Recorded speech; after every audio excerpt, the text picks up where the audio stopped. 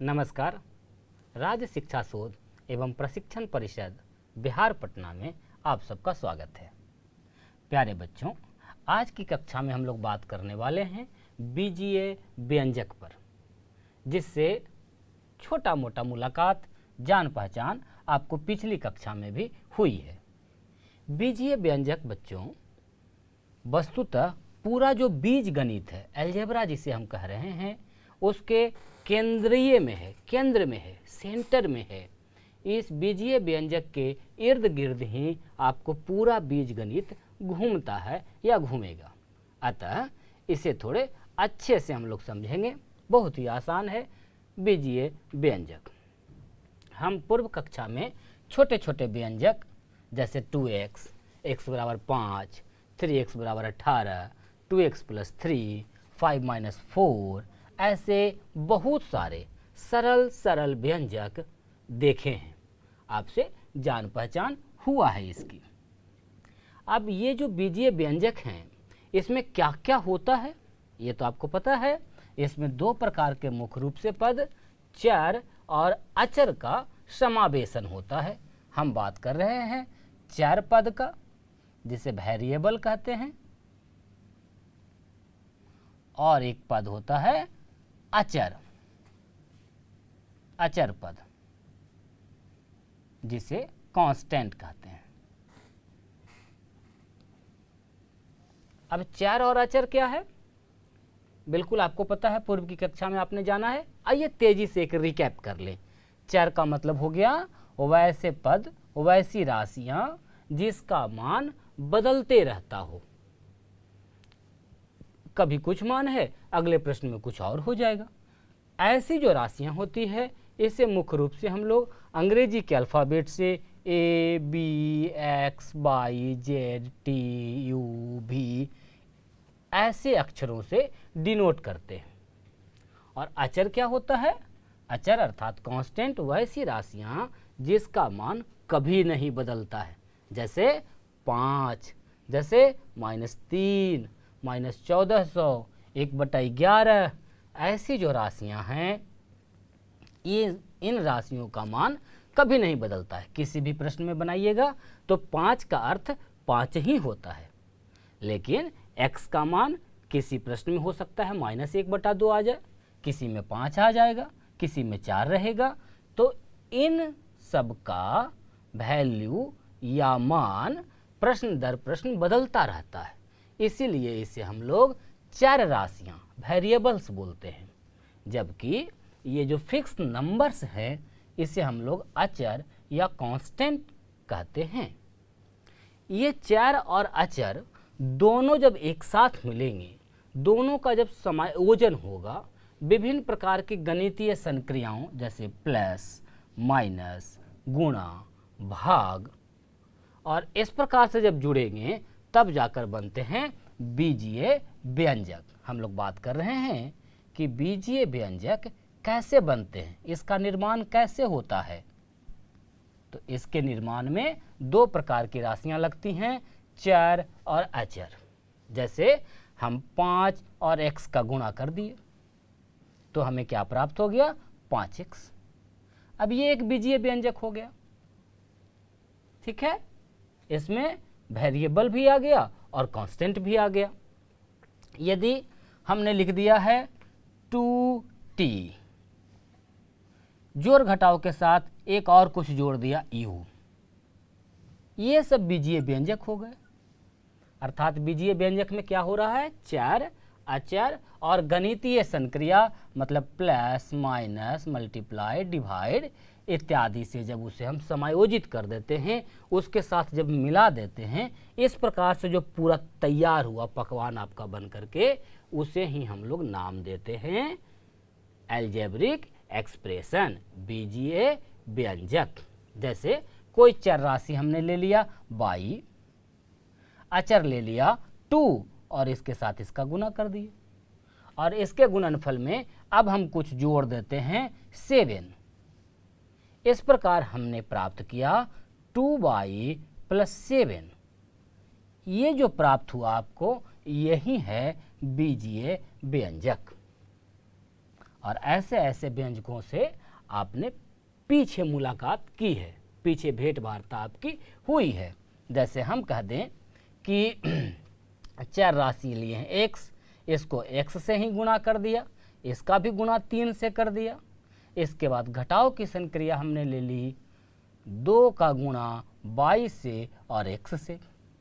क्या प्राप्त हो गया बच्चों? x गुणा x का मतलब आपने घातांक पढ़ा है, x का घात 2 और उसका गुणा करना है किससे? 3 से। तो देखिए 4 अचर सब इसमें शामिल हो रहा है। हमें प्राप्त हो गया 3x² माइनस इधर से प्राप्त हो गया 2xy या 2x, एक ही बात है। और इस प्रकार आप जो पूरा समायोजन प्राप्त किए, जिसमें चर भी है, अचर भी है, गणितीय संक्रियाओं का उपयोग हुआ है, ये अब पूरी तरह हम लोग इसे ही कहते हैं बीजीय व्यंजक। आशा है आप में एक समझ बनी होगी बीजीय व्यंजक की। क्या क्या होता है इसमें? चार अचर होता है और गणितीय संक्रियाओं के साथ बोल जुड़े रहते हैं, जोड़ के साथ, घटाव के साथ या गुणा के साथ कनेक्टेड होता है। आइए हम कुछ बीजीय व्यंजक लेते हैं और देखते हैं कि वो किस प्रकार प्राप्त किए जाते हैं। जैसे बहुत ही सिंपल हमने लिखा है x²। आइए इसका डिटेल करें, ये कैसे प्राप्त किया गया है। x² का क्या मतलब है? इसमें चार राशि x लगा हुआ है, अर्थात 4x को 4x के साथ गुणा किया गया है। इससे हमें प्राप्त हो गया x²। जैसे हम यदि लिख दें 2y² प्लस 3y, ये देखिए एक बीजीय व्यंजक है। इसे कैसे प्राप्त किया गया है? y गुणा y जो चर है, इसको किससे फिर गुणा किया गया है? 2 से। समझिए, को 2 से गुणा किया गया है। गुणा कर फिर इसमें क्या किया गया है? जोड़ की संक्रिया किया है। y को गुणा किया, उसको 2 से गुणा किया और उसके बाद उसमें योग किया गया है, कर जोड़ा गया। किसके साथ जोड़ा गया? चर राशि 3 और अचर राशि चर राशि y और अचर राशि 3 के गुणनफल के साथ, 3 एवं y के गुणनफल के साथ। इस प्रकार कोई भी बीजीय व्यंजक कैसे बना है, ये आप आसानी से देख पा रहे हैं। इससे यदि डिटेल करें तो क्या है? 2 गुना y प्लस 3 गुना y। कैसे प्राप्त हुआ? 4y को y से गुना किया, उसमें अचर 2 का गुना किया। अब इस गुणनफल को दूसरे गुणनफल 4y और अचर 3 के गुणनफल के साथ जोड़ की क्रिया किया गया और इस प्रकार से एक बीजीय व्यंजक की प्राप्ति की गई है। हम यदि लिख दें बच्चों 3xy प्लस 12, कैसे प्राप्त किया गया है? आप जरा देखें इसे। x और y दोनों चर के गुणनफल के साथ 3 का गुणा किया गया। हम जो बोल रहे हैं उस पर ध्यान दें आप। कैसे प्राप्त किया गया? चर राशि x एवं चर y के गुणनफल के साथ 3 का गुणा किया और प्राप्त गुणनफल में फिर 12 अचर पद का योग किया गया है और इस प्रकार बीजीय व्यंजक का निर्माण हुआ। तो किसी भी बीजीय व्यंजक का यदि निर्माण करना हो, भाषा में लिखा हुआ हो, तो आप निर्माण कर सकते हैं। या यदि कहीं आप बीजीय व्यंजक देख रहे हैं तो उसको देखकर आप समझ सकते हैं कि इसका निर्माण कैसे कैसे किया गया है, इसमें कौन कौन सी चर और अचर राशियां लगी हैं एवं किन गणितीय संक्रियाओं का उपयोग किया गया है। अब इसमें देखिए, ये जो प्लस या माइनस से सेपरेट किया हुआ है, तो यहाँ पर ये पूरा जो है ये एक पद कहलाता है, ये अलग एक पद है। यदि आप ध्यान देंगे तो इसमें पदों की संख्या कुल 2 है। हम बात कर रहे हैं पद का या टर्म का, टर्म्स, पदों की संख्या की बात कर रहे हैं। कोई भी बीजीय व्यंजक यदि आप देखें तो आप ये देखें कि प्लस या माइनस के साथ कितने सेपरेट किए गए हैं पद। जैसे हम यदि लिख दें 3x² plus 2x plus y, यहाँ देखिए पहले समझिए बीजीय व्यंजक कैसे बनाया गया है। चर राशि x का गुणा x के साथ और उसका गुणा 3 के साथ, फिर उसमें जोड़ किया गया चर राशि x के 2 के गुणा के साथ, पुनः उसमें योग किया गया चर राशि y को। तो ये जो जोड़ की संक्रिया है या घटाव की संक्रिया है, उससे कितने टर्म सेपरेट हैं आप देखिए। इसमें पदों की संख्या हो गई 1 2 3, और कौन कौन से पद हो गए। पहला पद हो गया 3x², दूसरा पद 2x और तीसरा पद y। इस प्रकार आप कोई भी बीजीय व्यंजक देखकर ये समझ सकते हैं कि उसमें कितने पद हैं। पदों की संख्या जब पता चल जाएगी, अब इन पदों में क्या है भाई 3x² में, तो 3 का गुणा है x के साथ और उसका गुणा है x के साथ। उसी प्रकार इस पद में क्या है 2 का गुणा है x के साथ और ये अकेले y है या y गुना 1 आप लिख सकते हैं।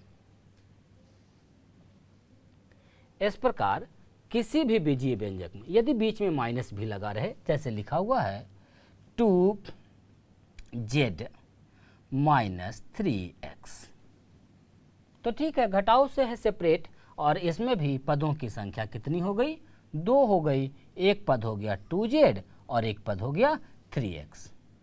पद कैसे बना है आप बताइए साथ साथ में। चर पद z का गुना अचर पद 2 से है, एवं चर पद x का गुना अचर पद 3 से है और दोनों का घटाव है। और इस प्रकार से एक पूरा बीजीय व्यंजक बना जिसमें पदों की संख्या 2 है। और इन पदों के अंदर इस टर्म में किस किस से गुणा है, कौन कौन है इसके गुणा के रूप में, तो 2z में है 2 और z, 3x में है 3 और x। आइए हम एक पेड़ आरेख बनाते हैं जिसमें बीजीय व्यंजक को लिखेंगे, उसमें से पदों को हटाएंगे और उन पदों में किनका उपयोग हुआ है ये हम एक पेड़ आरेख के द्वारा दिखाते हैं। आइए हम एक बीजीय व्यंजक देखते हैं। लिखा हुआ है 4x² माइनस 3xy। ये एक बीजीय व्यंजक है। अब इसमें कितने पद हैं जरा देख के आप बताएं। बहुत आसान है, प्लस माइनस से जो सेपरेट हैं, तो आप देख रहे हैं कि माइनस से ये सेपरेट है और इसमें पदों की संख्या 2 है। तो हम इसमें 2 पद दिखाते हैं। कौन कौन सा पद है 4x² और एक पद है हमारा माइनस 3xy। अब इन पदों का गुणनखंड क्या है, यदि गुणा के रूप में इसे खंड किया जाए तो इसके खंड कौन कौन से हैं ये आप देख लें। आप चाहें तो 4 को 4 लिख सकते हैं या 2 × 2 भी लिख सकते हैं। एक खंड तो ये है, दूसरा खंड आप देख रहे हैं x² है, अर्थात x का गुणा x से है। इस प्रकार इसका गुणनखंड हो गया। ठीक इसी प्रकार से यदि हम इसका गुणनखंड दिखाएं आपको, इसका फैक्टर करें तो कौन कौन है -3 है, x है और y है। अब इस प्रकार का जो आरेख हमने बनाया है इसे आप पेड़ आरेख का नाम देते हैं। कोई भी है, जैसे एक और हम लोग ले रहे हैं, लिखा हुआ है y² माइनस 10, एक बीजीय व्यंजक है। आइए देखते हैं, इसका भी आरेख हम लोग बनाते हैं। इसमें कुल कितने पद हो गए आप देख पा रहे हैं। एक पद है आपका y² और एक पद है आपका -10।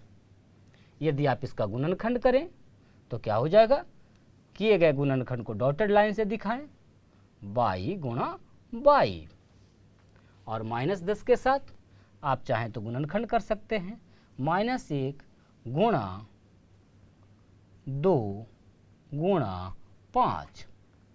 इस प्रकार से आप गुणा के रूप में खंड करके यदि आरेख में दिखा दें तो बस इसे ही हम लोग पेड़ आरेख कहते हैं। तो ऐसे बहुत सारे बीजीय व्यंजक आप अपने मन से लिख सकते हैं और लिखने के बाद प्रयास कीजिए कि उसका इस प्रकार एक आरेख बनाएं ताकि आपको समझ में आए कि इसमें कुल कितने पद हैं और उन पदों के अंदर किस किस चर या अचर का उपयोग किया गया है, उसके गुणांकों को आप समझ सकें। आइए गुणांक की बात हम किए हैं तो थोड़ा और इसे समझते हैं। गुणांक कोई भी चर अचर का यदि समायोजन है, यदि लिखा हुआ है, जैसे लिखा हुआ है 3xy, क्या है इसमें x और y के गुणनफल के साथ 3 का गुणा है। तो ये जो अचर पद 3 है संख्या के रूप में लिखा हुआ, इसे हम लोग गुणांक के नाम से जानते हैं। अर्थात x y का गुणांक कौन है, किसका गुणांक है, x y का। तो हम कहेंगे x y का गुणांक, या कहीं कहीं इसे संख्यात्मक गुणांक भी कहा गया है। न्यूमेरिकल कोफिशिएंट, गुणांक को कहते हैं कोफिशिएंट। तो x y का गुणांक यहाँ कौन हो गया, 3 है। इस प्रकार आसानी से आप गुणांक पता कर सकते हैं। जैसे कहीं लिखा हुआ है -2x² y, और इसमें हम कहें कि x² y के साथ किसका गुणा है, इसका गुणांक कौन है। आप आसानी से देख पा रहे हैं कि x² y पे -2 से गुना है, तो हम कहेंगे x² y का गुणांक कौन है, -2 है। इस प्रकार बीजीय व्यंजक पहचानना, बनाना, कैसे बनते हैं, उनके पदों को पहचानना, पद की संख्या को देखना एवं उसे पेड़ आरेख के द्वारा गुणनखंड के रूप में विभक्त करना, साथ ही साथ गुणांक की पहचान करना या संख्यात्मक गुणांक की पहचान करना हम लोगों ने सीखा है। अब इन पदों में आइए हम समझते हैं कि लाइक टर्म कौन है और अनलाइक टर्म कौन है। बच्चों आइए अब हम बात करते हैं समान पद की। समान पद अंग्रेजी में इसे कहते हैं लाइक टर्म। जैसा कि नाम से स्पष्ट है, आपने देखा बीजीय व्यंजक में कई पद हो सकते हैं। उन पदों में यदि किन्हीं दो पदों का बीजीय गुणनखंड जो है, एल्जेब्रिक फैक्टराइजेशन जो है, संख्यात्मक मान को आप छोड़ दीजिए, सिर्फ आपको देखना है बीजीय गुणनखंड। बीजीय गुणनखंड यदि बीजीय गुणनखंड एक समान हो, एक जैसा हो,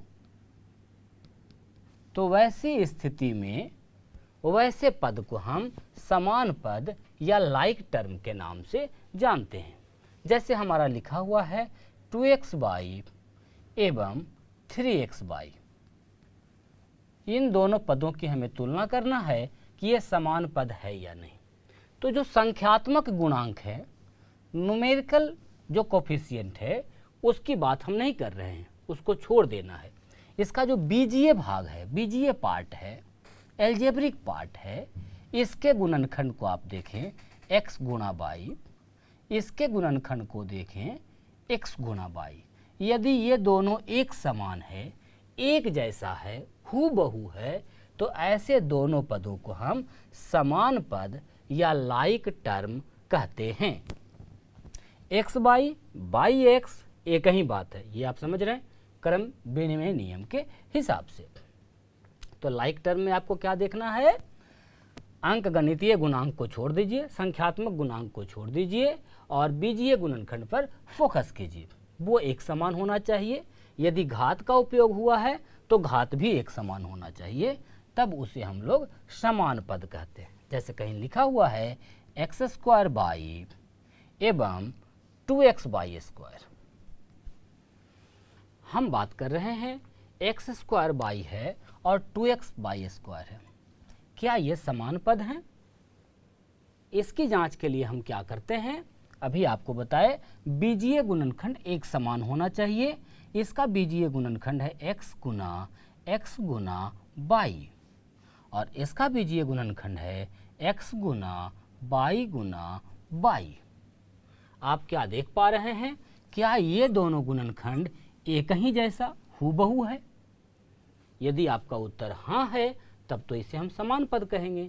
लेकिन आप देख पा रहे हैं कि इसमें 2x 1y है, जबकि इसमें 1x और 2y है। तो इस स्थिति में इसे हम लोग समान पद नहीं कहेंगे, अर्थात ये समान पद नहीं है। तो वैसे पद जो समान नहीं हैं, जिसका बीजीय गुणनखंड एक जैसा नहीं है, उसे क्या नाम देते हैं? असमान पद। लाइक के जगह उसे हम लोग कह देंगे अनलाइक टर्म।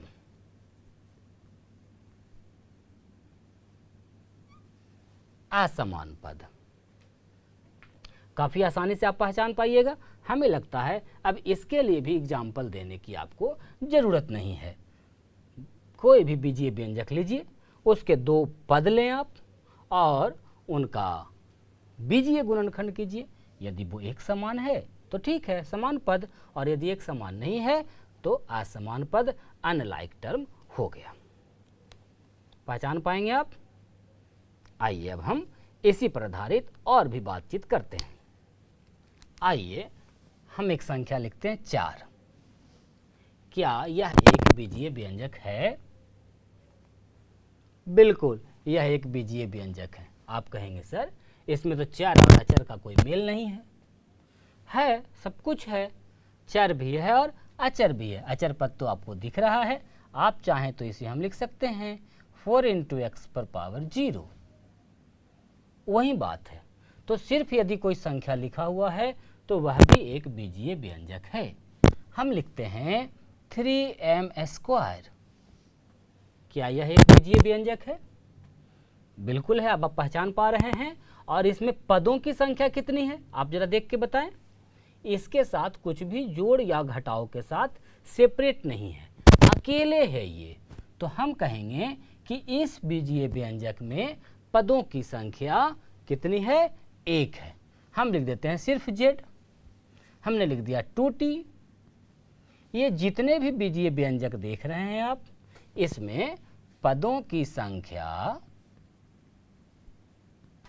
कितनी है? 1 है। और वैसा बीजीय व्यंजक जिसमें पदों की संख्या 1 ही हो, मात्र 1 हो, उसे हम लोग एक पदी व्यंजक के नाम से जानते हैं। एक पदी व्यंजक, मोनोमियल इसे कहते हैं, मोनोमियल। स्पष्ट हो गया है? वैसा व्यंजक, वैसा बीजीय व्यंजक जिसके पदों की संख्या मात्र 1 हो। अब इसी में आइए कुछ और उदाहरण देखते हैं। हमारा लिखा हुआ है 2x + 3। इस बीजीय व्यंजक पर जरा गौर कीजिए। इस व्यंजक में कितने पद हैं? आप देख पा रहे हैं, प्लस के साथ सेपरेट है, एक 2x है और एक 3 है। तो कितने पद हो गए? बिल्कुल ठीक कहा आपने, 2 पद। और दोनों पद जो हैं असमान हैं। अभी हम लोग समान और असमान सीखे हैं। समान पद का मतलब जिसका बीजीय गुणनखंड एक जैसा हो। आप यहाँ देख रहे हैं बीजीय गुणनखंड अलग अलग है, तो असमान पद। ध्यान दीजिए, यदि हम इसी में लिख दें आपको x² + x, यदि लिखा जाए 3u - 4, ऐसे जो भी बीजीय व्यंजक हम लिख रहे हैं, इनमें पदों की संख्या कितनी है? 2 है। असमान पद, इसका ध्यान रखिएगा, असमान पदों की संख्या यदि किसी बीजीय व्यंजक में 2 हो, गिन करके 2 हो, अब तो आप पदों की संख्या पहचान ही पा रहे हैं, तो इस स्थिति में ऐसे बीजीय व्यंजक को हम द्विपद, 2 पद वाला है तो द्विपद व्यंजक कहेंगे, या द्विपदीय व्यंजक भी कहीं कहीं कहा गया है। द्विपद व्यंजक अंग्रेजी में इसे कहते हैं बायोनोमियल। आपने देखा, यदि पदों की संख्या 1 ही हो तो मोनोमियल, एक पदी। यदि असमान पदों की संख्या 2 हो तो उसे द्विपद व्यंजक बाइनोमियल कहेंगे।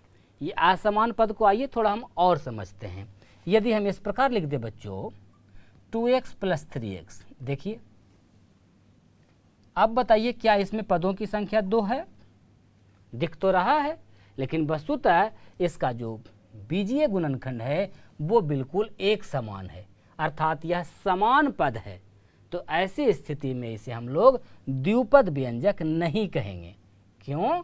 क्योंकि ये दोनों तो समान ही पद है, और दोनों जब जुड़ेगा समान पद को हम जोड़ सकते हैं, 5x हो जाएगा। और अब देखिए पदों की संख्या कितनी हो गई, 1 हो गया। तो इसे हम द्विपद व्यंजक में न रख करके एक पदी व्यंजक में रखेंगे। तो बहुत आसान है, पदों की संख्या के आधार पर आप उसका नामकरण कर सकते हैं, एक पदी, द्विपदी, और इसी प्रकार अगर और बढ़ा दें, हम असमान 3 पद कर दें तो उसे हम लोग त्रिपद कह देंगे। जैसे हम लिखते हैं बच्चों 3x² + 2x + 5। जरा गौर फरमाएं इस पर, अवलोकन करें इसका। ये जो एक बीजीय व्यंजक है इसमें पदों की संख्या कितनी है, देखिए गिनिए, 3 है। ध्यान रखिएगा, असमान पदों की संख्या की हम बात कर रहे हैं। तो जिस प्रकार से द्विपद में हमने कहा, उसी प्रकार इसमें यदि असमान पदों की संख्या 3 हो तो नाम बढ़ा दीजिए। 1 था तो एक पदी, 2 है तो द्विपद, और 3 है तो रटने की जरूरत नहीं है, आप इसे कहेंगे त्रिपद, या त्रिपदीय भी कह देंगे तो भी ठीक है, त्रिपद व्यंजक हो गया। अंग्रेजी की यदि बात करें, मोनोमियल, बाइनोमियल, और त्रि है तो ट्राइनोमियल, ट्राइनोमियल हो गया। इस प्रकार आसानी से बीजीय व्यंजक में पदों की संख्या के आधार पर उनका नामकरण किया गया है, एक पद, द्विपद, त्रिपद इत्यादि इत्यादि। एक बात और, एक पदीय व्यंजक छोड़ करके बाकी जितने भी व्यंजक होंगे, 2 पद वाले, 3 पद वाले, 4 पद वाले या 5 पद वाले, इन सभी को हम लोग बहुपद के अंतर्गत रखते हैं या पढ़ते हैं, पॉलिनोमियल। उस पर भी हम अभी और भी बहुत सारी बातें करेंगे बहुपद के बारे में। इसके बाद आगे की कक्षा में हम लोग देखेंगे बहुपदों का समायोजन, एक साथ उनकी संक्रियाएं कैसी होती हैं, उसे हल कैसे किया जाता है। काफ़ी रोचक बातें अभी होनी बाकी हैं। तो हम लोग मिलते हैं बहुत सारी रोचक बातों के साथ और ढेर सारा समझ के साथ, ज्ञान के साथ। तब तक आप क्या करेंगे, इतना से संबंधित जितना अभ्यास का प्रश्न है आप अभ्यास करते रहें। तो खूब अभ्यास करते रहें, खुश रहें। हम लोग मिलते हैं नई कक्षा में और भी नई जानकारी के साथ। तब तक के लिए नमस्कार।